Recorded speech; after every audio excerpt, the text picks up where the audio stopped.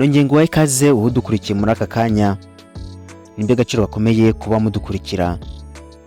Nk'ibisanzwe rero ugira umwanya wacu mwiza wahariwe kukugezaho ubusobanuro bw'amazina. Aka kanya rero tugiye gusubizamo mu bakunzi bacu batubaje ngo tuzamugezeho ubusobanuro bw'izina Adrien cyangwa se Audrey. Muri iyi video turaza kurebera hamwe inkomoko y'iri zina, turebe ibiriranga, ubusobanuro bwaryo, ibyo Audrey akunda, ibyo yanga, intege nke z'aba Audrey cyangwa se ibibi byabo. Turaza kandi kureba mu rukundo uko bitwara. Icyo usabwa rero ni ukureba iyi video yose ukayirangiza, kuko hari aho turagera ugatungurwa cyane. Nk'ibisanzwe rero iyi wumva ni Strong Studio, naho njye tujye kubana muri iki kiganiro. Ndi Mizero Felix. Wahawe ikaze.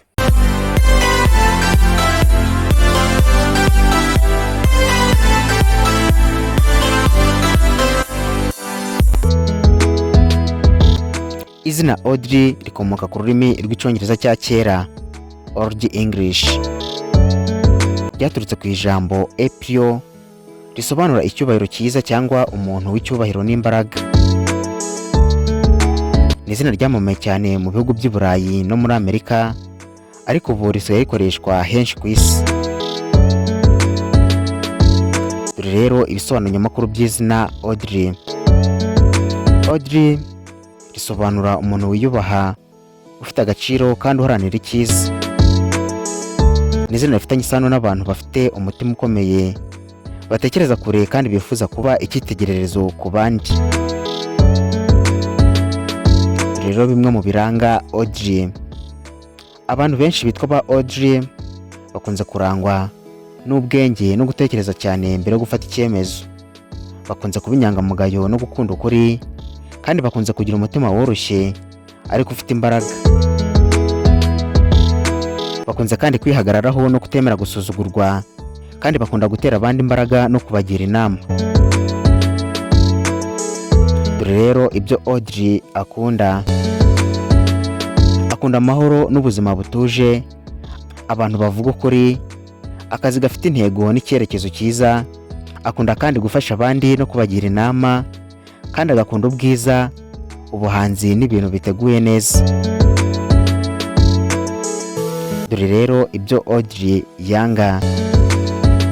Yanga ikinyoma n'uburyarya, kutubahiriza indangagaciro, abantu batagira icyerekezo, guhatirwa ibintu adashaka, kandi yanga akajagari n'imikorere idateguwe. Dore rero intege nke za Audrey cyangwa se ibibi bye. Nubwo rero Audrey afite byinshi byiza, ariko ashobora kugira gukabya gutekereza cyane, overthinking. Gushaka gutungana cyane bikamubabaza, kandi ibibi bye bituma atagaragaza amarangamutima ye byoroshye.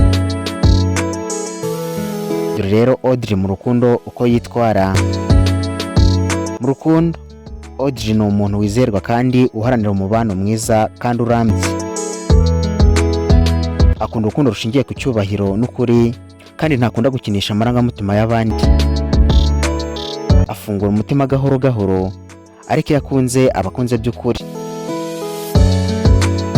Ashaka umukunzi umwumva, umuha agaciro kandi ufite intego mu rukundo rwabo. Ngaho rero ngubwo ubusobanuro bw'izina Audrey cyangwa se Adrien. Nawe niba ari izina yafuza ko tugusobanurira, uze kutwandikira muri comment maze tuzarigusobanurire. Ni nuko dusoje, ari nako tugushimira cyane we twari kumwe. Nk'ibisanzwe mwari kumwe nanjye Mizero Felix. Mukomeze kugira ibihe byiza, turabakunda. Naho ubutaha, Imana ibarinde. Bye.